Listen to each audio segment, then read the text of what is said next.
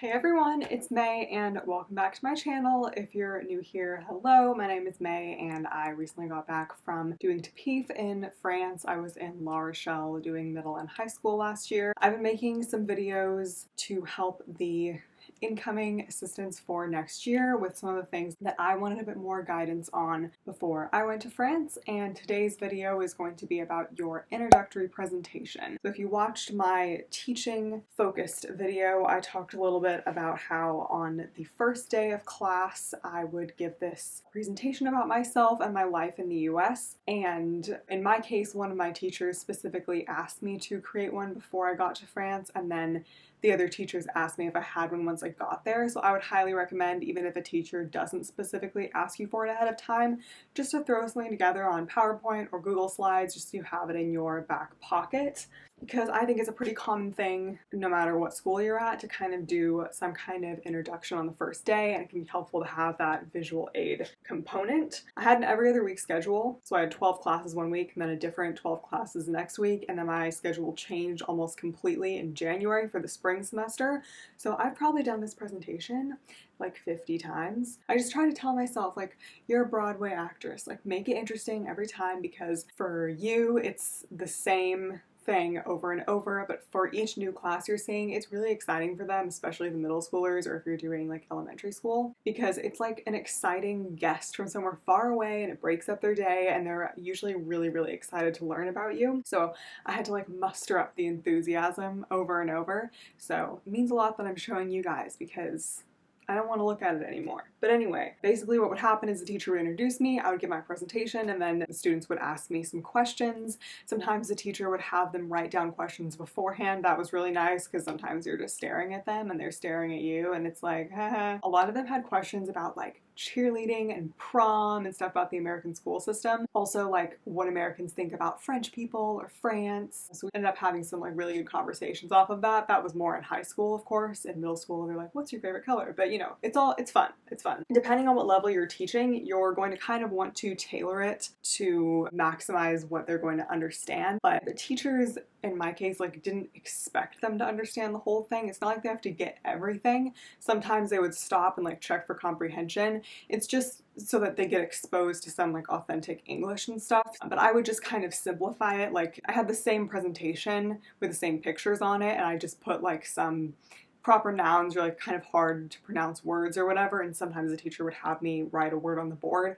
But I would definitely go a bit more in depth in high school and not worry about the cadence of my voice as much, whereas in middle school I had to make sure that I spoke very slowly and paused in between my phrases so that they could understand a bit better, and I simplified a lot of like the sentences of like what I said, if that makes sense. I would also try to add a few interactive elements to it just to keep them engaged. So I'll show you what I did, but obviously you can take or leave whatever you want from my presentation when you are creating yours. I know some people kind of made a quiz or a game at the end. I just kind of asked them questions throughout it. But yeah, I'm going to show you guys what I did. So I'm just going to take a screen recording and then I will minimize myself and show you guys the screen recording. Okay, so this was my little title page, and then I would say this is where I'm from, this is the state where I'm from in red. Does anyone know what state that is? Most of the time they would get it. And then I'd ask them, what places or cities have you heard of in California?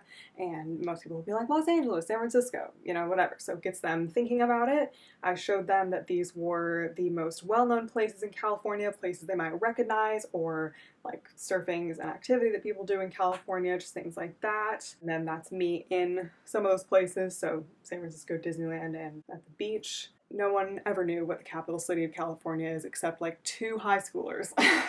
People would be like, oh, is it Los Angeles? I'm like, no. San Francisco? No. And it was fun. One of the teachers in the middle school, like, we did a hangman to try to figure out what it was. So anyway, if you didn't know, it's Sacramento. And so I told them, and that's where I'm from.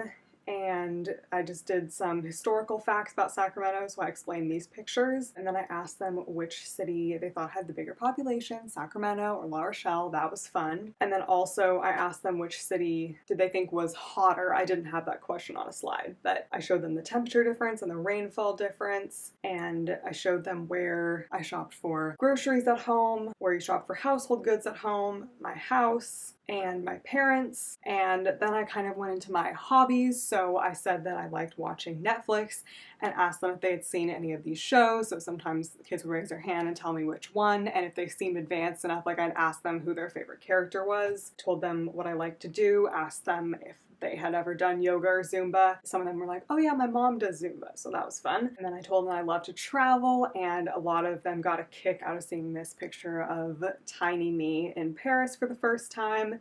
So I talked about my first trip to Paris, when I studied abroad in Paris, and the other favorite places that I've been. And I asked them if they had been to any of those places. And then I talked about my high school experience, so I just talked a little bit about pep band, our school dances, so I put the homecoming on there and graduation. Because if you didn't know, in France, it's very different in high school. They don't have a lot of like after school activities, a school mascot, school colors, school spirit. It's very different in that regard. Like a lot of the kids played a sport or did something outside of school, but it wasn't necessarily attached to the school. It was like at a club or something. And there are no dances and there's no graduation. You just get your diploma and leave. So they were really interested in all of that. Showed them junior prom pictures. And I wasn't a cheerleader, but my cousin is, so I showed them this. And for a while, I showed them videos of cheerleading, and then I got so sick of watching them that I had to take them off of my PowerPoint. I was like, we're done. Sometimes the teachers wanted me to present specifically on the American school system, so I have a whole other slideshow for that. I kept it on that one, but yeah, took it off of this one. Couldn't do it anymore. And then I talked a little bit about college and showed them what my campus looked like, because again, that's very different for them too.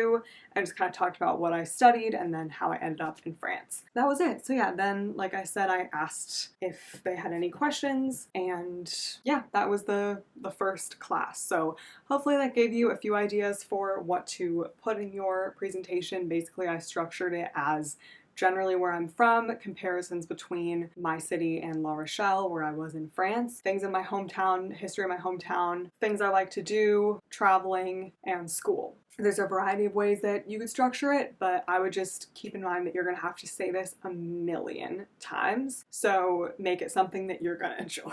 Thank you guys so much for watching, and I will be back soon with another video. I'm going to do a video where I talk about my lesson plans, so if you're interested in getting some ideas for the classroom, stay tuned for that, and let me know if you guys have any questions. Thank you. Bye.